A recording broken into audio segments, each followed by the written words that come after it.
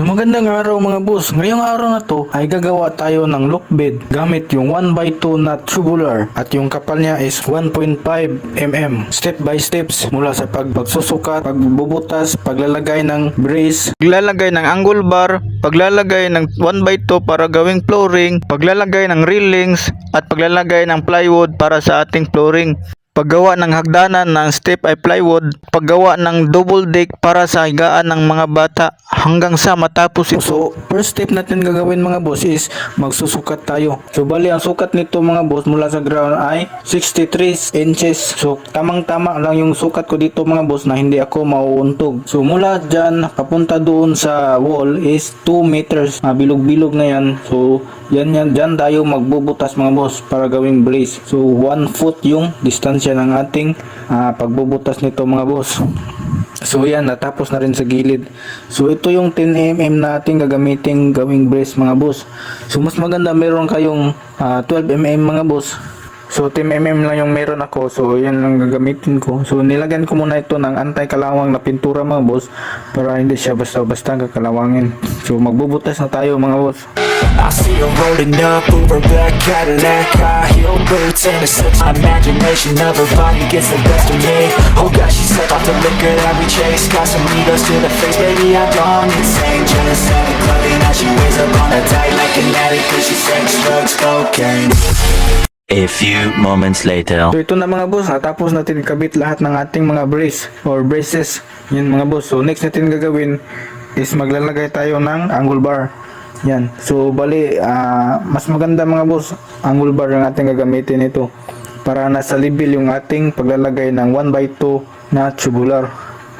Ganyan. So next is i-weld natin yan.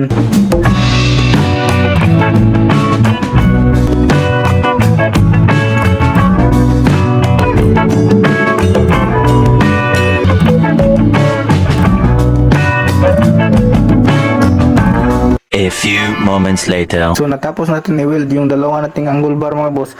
So next is maglalagay na tayo ng 1x2 na tubular para gawin nating sahig. So na mga boss, natapos natin i-weld lahat at nilagyan din natin ng brace sa gitna mga boss para yan yung nagsisilbing maging isa lahat yung ating tubular at isa rin yun sa nagpapatibay sa ating tubular o yung sahig natin.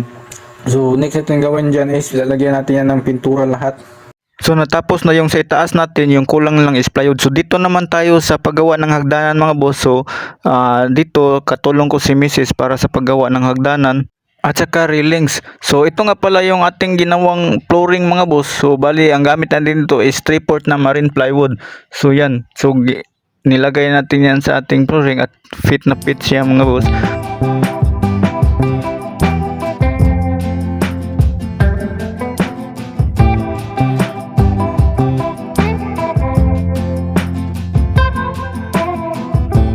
Next is magli-layout tayo sa hagdanan mga boss. So bali yung gagamitin natin dito sa hagdanan is bali yung sa ilalim niya is 1x1 na tubular. Yan. So at yung sa itaas naman yung magiging steps niya is 3/4 na marine plywood yung pinagkatlingan sa ating flooring. Yung mga tira-tira doon ginawa nating apakan o flooring. So yan mga boss, so nakasave tayo ng konti mga boss. Bali isa lang yung nilagay natin na tubular mga boss. Matibay naman siya mga boss.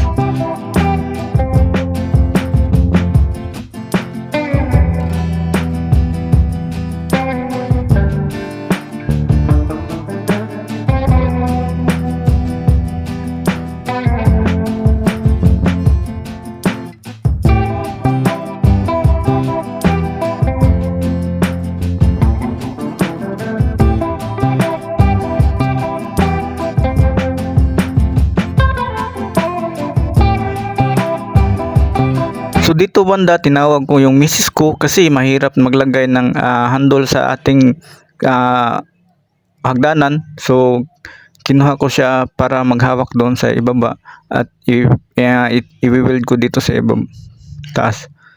So yan mga boss, so madali lang siyang gawin at DIY lang. So next is maglalagay tayo ng plywood 3/4. Yan yung gawin nating steps. So bali yung ginawa nating 1x1 mga boss, na ganiyang support sa ilalim is mga tira-tira din yun sa ating railings.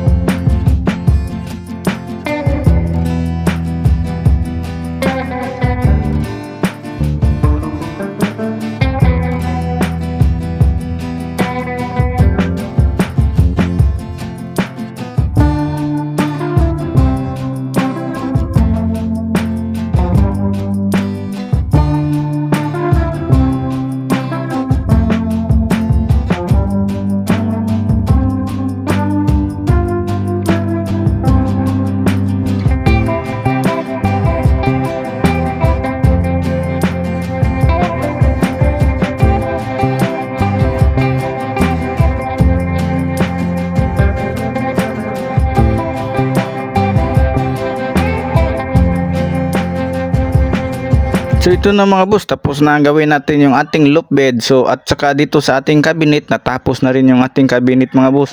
So hindi natin nabidyohan yung sa cabinet natin. Yan. So tapos na yan mga boss. Bali yung kulang lang dito sa ating next natin gagawin is maggagawa tayo ng double deck. So bali si Mrs. ay gusto rin matutong mag-welding kaya pinasubok natin. Bali yung una is magbubutas tayo sa ating wall. At tapos lalagyan natin ng support na 10mm para dyan natin i-build yung ating 1x1. Ito yung 1x1 mga boss, tira-tira din ito sa ating loop bed. So ginawa nating hindi na sayang siya mga boss dahil ginawa din natin siyang loop bed. So bali, double deck. So double deck.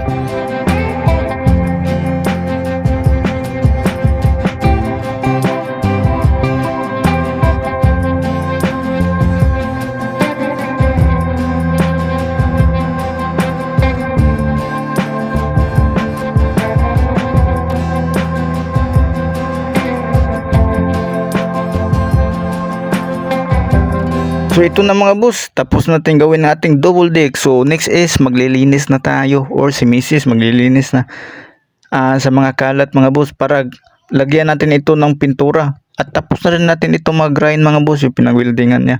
So ito nang kinalabasan mga boss. Sobrang ganda ng ating double deck. Ang ganda tingnan mga boss. So ito yung higaan sa aming mga bata mga boss. Yan. So tapos na yan lagyan ng at nilagyan na rin natin yan ng mga foam sa gilid, yung mga cartoon characters. So yan. So bali yung kulang naman dito is hagdanan sa ating itaas na deck, yung sa ikalawang double deck.